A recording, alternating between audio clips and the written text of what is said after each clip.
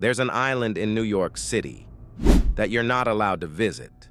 No tourists, no residents, no second chances if you try to sneak in. From a distance, it looks peaceful, almost forgotten. Trees have taken over. Buildings are collapsing. Nature is slowly erasing what used to be there. But this island wasn't always silent. At one point, it was filled with people, sick people, quarantined people. People who were sent there and never left. This is the story of North Brother Island.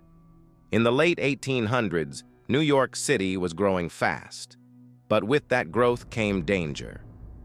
Diseases like smallpox and typhoid fever spread quickly through crowded neighborhoods.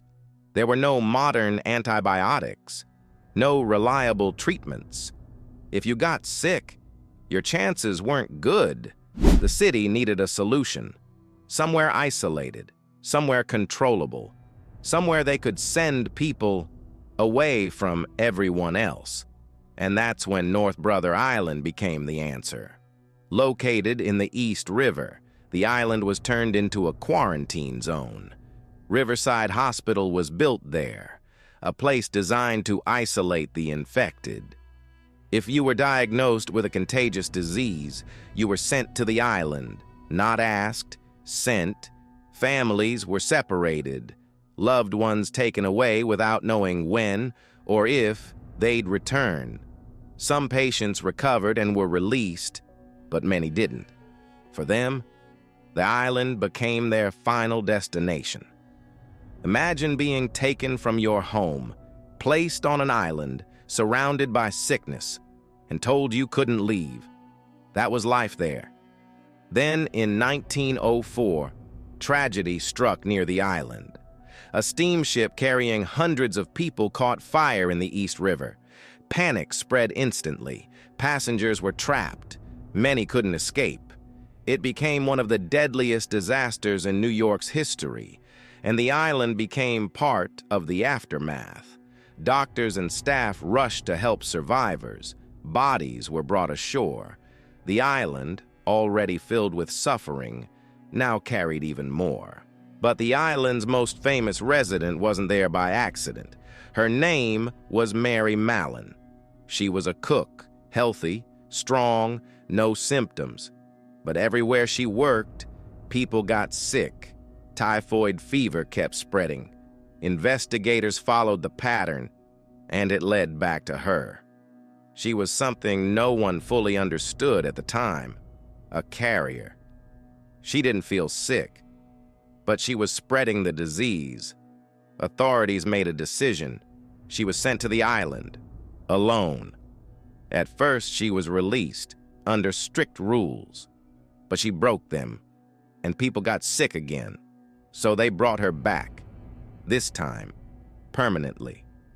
She spent over 20 years isolated on the island, not because she was dying, but because she was considered a danger to everyone else. Imagine being completely healthy, yet forced to live alone for decades. That was her reality. As time passed, medicine improved. New treatments were discovered. Quarantine methods changed. The island slowly became unnecessary. Eventually, it was abandoned. The hospital, the buildings, the homes, all left behind. Windows shattered, walls collapsed, nature took over. Trees grew through structures, vines wrapped around rusted remains. It became something else entirely. A ghost island, frozen in time. Today the island is completely off limits. No tours, no visitors, no exploration allowed. Not because of ghosts, but because it's dangerous. The buildings are unstable. The land is protected. Still, people are drawn to it. Some have tried to reach it, and what they found: empty halls, broken hospital beds, silence. A place where life once struggled to survive, now completely abandoned. North Brother Island isn't just an abandoned place. It's a reminder of a time when fear of disease controlled everything, when people were isolated, not by choice, but by necessity, when survival sometimes meant being completely alone.